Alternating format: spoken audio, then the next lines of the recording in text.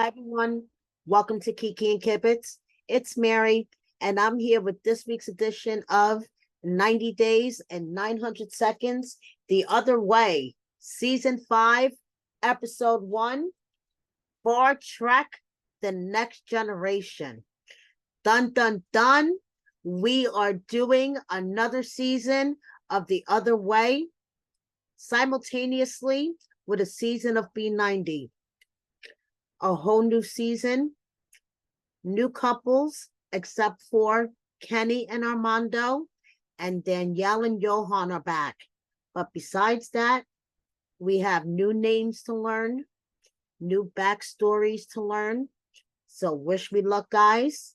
And if I was going to give this premiere episode a grade, I would give it a solid B plus. Because these couples, most of them, are going to be a hot mess express. So let's jump right in. Let's set 900 seconds on the timer. And let's begin with Brandan and Mary.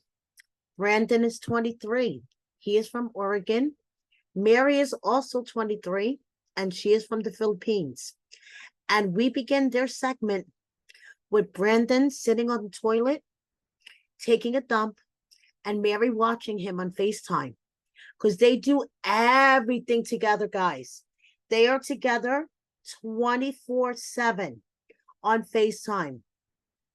When I mean they do everything together. This is an obsessive, toxic relationship. And you see it from like 60 seconds in, okay? The guy is sitting on the toilet and she is watching him. No. Okay, so he lives in an RV outside of his godparents' house, and his backstory is really tragic, okay? So his mother started his mother started abusing drugs when he was 15, and his family was torn apart. So his younger half siblings were sent to foster care, and he went to go live with his dad. And his dad apparently was really hard on him. So he moved out when he was 18, and he was hopping around, and he was at one point living in his van for like 2 months until his godparents realized he was homeless and invited him to go live with them. So he lives in a RV outside of his godparents' home. He does odd jobs for them.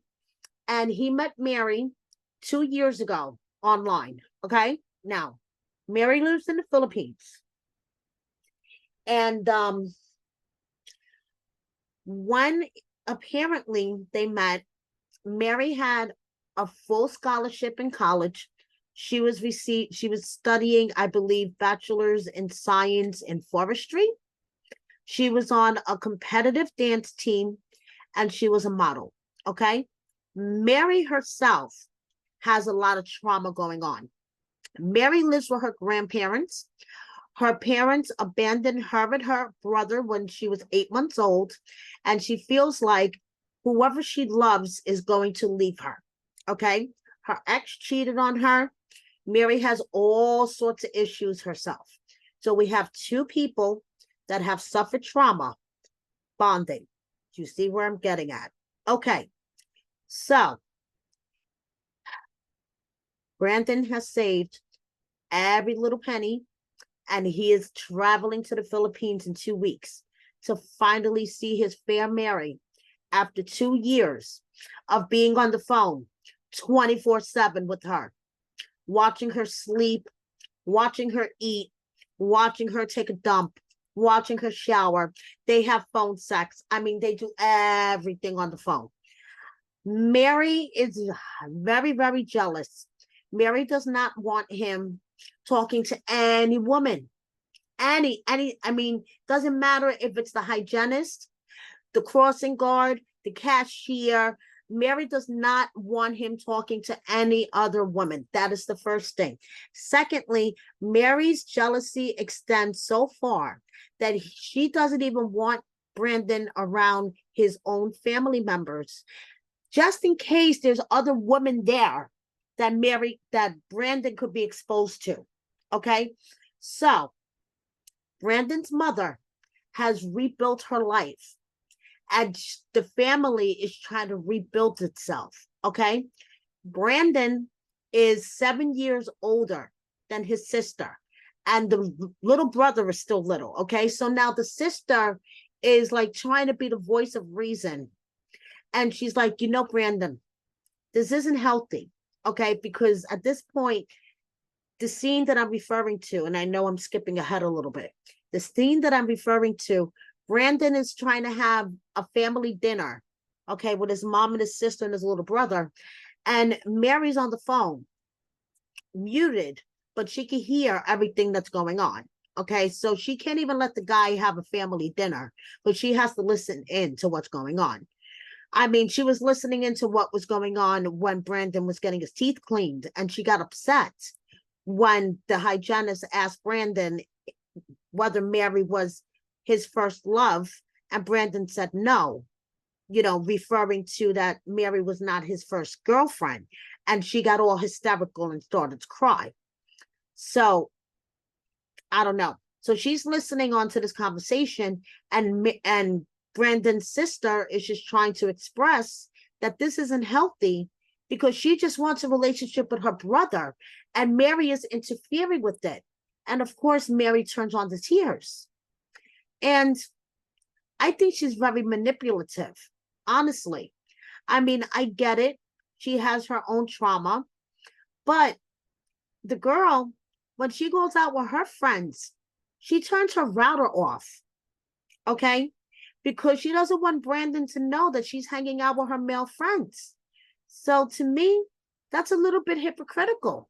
He can't talk to the crossing guard, the cashier, the dental hygienist, if they're a female, but you can hang out with your male friends. Now, I know, your male friends don't want you. It's okay. But that's a little hypocritical. You're starting to sound like Jasmine from B90. I could be friends with my ex, but can't. I mean, come on, what is with the hypocrisy here? So Mary and Brandan come straight out the gate, trauma bonding, hot mess express. By the way, she already has 3 Brandan tattoos, and they haven't even met in person. She quit everything for him, and this is just going to be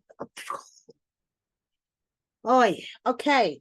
Next, and Sharp Entertainment really knows where to find these people. We have Holly from Utah and Wayne from South Africa. Holly's hero is Rapunzel. Her hair is 70 inches long, and I swear she probably sheds everywhere like a fucking cat. Okay? Her hair, I'm sorry, is not healthy looking. Maybe she needs to hit up Thais for some of her Alibaba hair oil. I don't know, but her hair does not look healthy to me. So she says she washes her hair once every 5 days. Maybe that's why her hair doesn't look so healthy, because for hair that long, I think you need to wash it more than once in every 5 days. So she says some people think she belongs in a circus. My husband thinks she belongs in a circus sideshow. And she's a barber. She's a barber because she cannot deal with women and their demands. Men are a lot easier to deal with. Now, she has ADHD. Where does that sound familiar? Stadler from B90. But anyway, she has ADHD. She was homeschooled, so it's kind of hard for her to pick up on social cues. So she was married twice. Check this out. Her first marriage lasted 2 months. Her second marriage lasted 12 hours. I've had bacterial infections that have lasted longer than her marriages. Like, come on, what is going on here? So she met the love of her life, Wayne, of course, on a dating app. Wayne is a hardworking plumber in South Africa, okay? He is the kind of guy that gets his hands dirty. And they are both Jehovah Witnesses, kind of Jehovah Witnesses. They have the foundation of Jehovah Witnesses. They don't really practice it, but they have the foundation of Jehovah Witnesses. Okay, so she's been to South Africa before.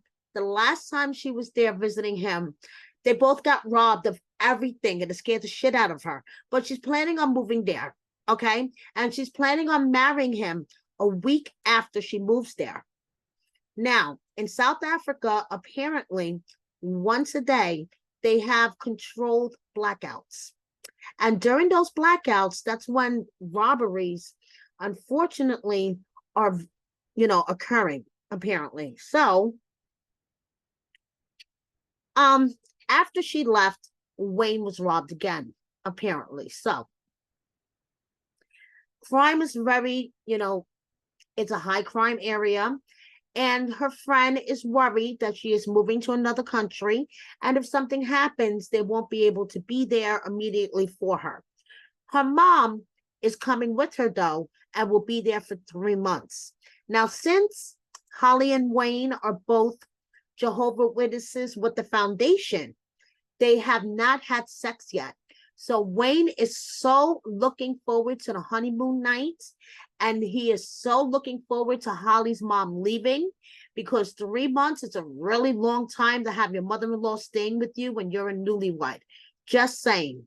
So let's see how these two pan out, because Holly just seems like type of wacky person that may play kind of emotional games, and it seems like a roller coaster to be in Holly's world. So I don't know.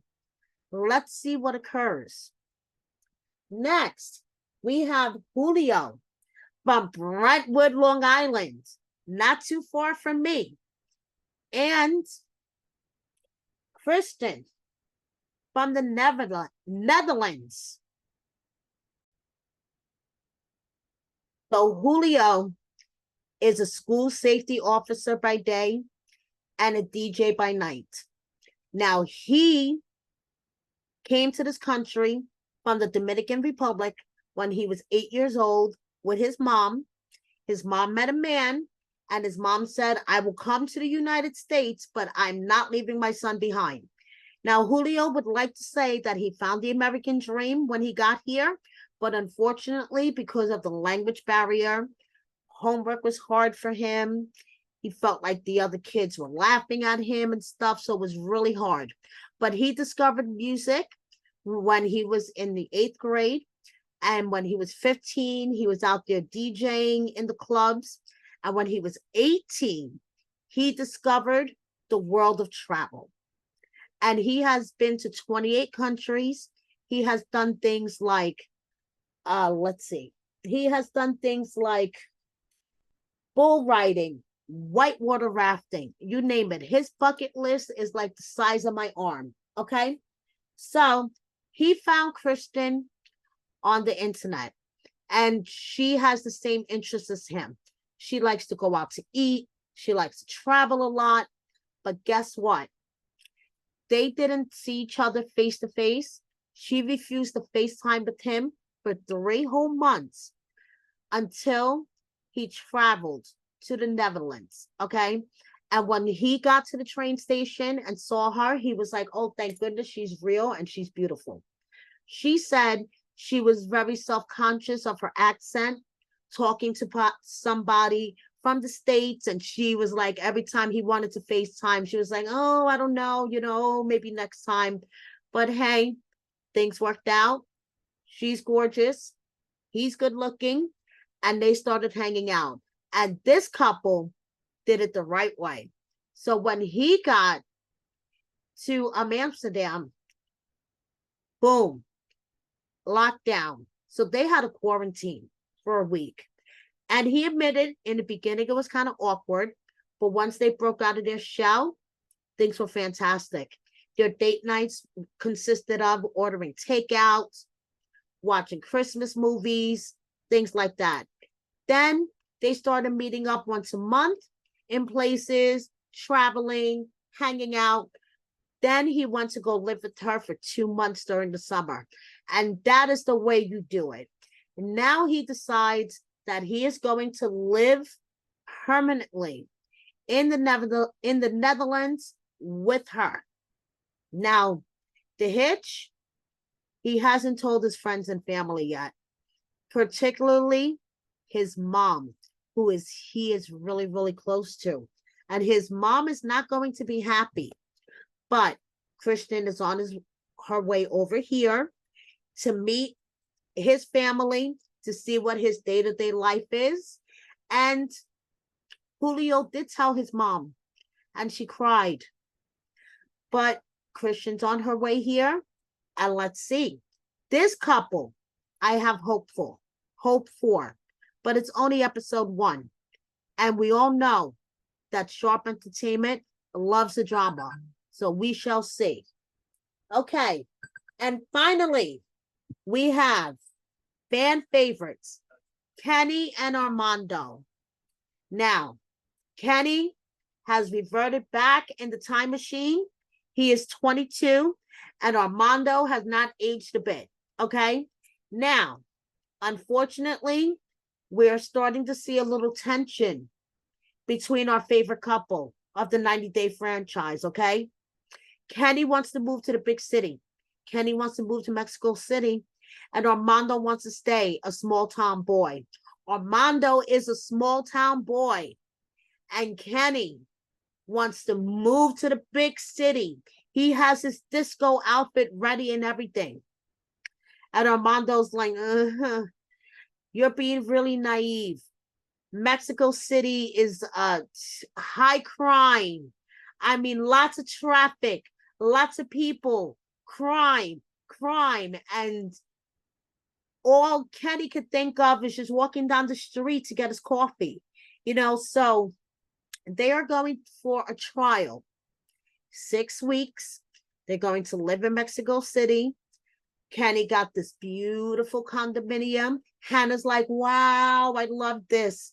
Armando's like, So we shall see if Kenny could convince Armando big city living is for them. So that's all we have. Kenny and Armando start off the season premiere. Definitely not on the same page. But as we see from a sneak peek, Kenny takes Armando to a strip club. Maybe that'll convince him. Hey, you never know. So that's all for the season premiere of 90 Day Fiance The Other Way. And thank you so much for watching me. Please subscribe if you don't already. Hit that like button. And please share my video with a friend or 10. See you next week. Thank you. Bye.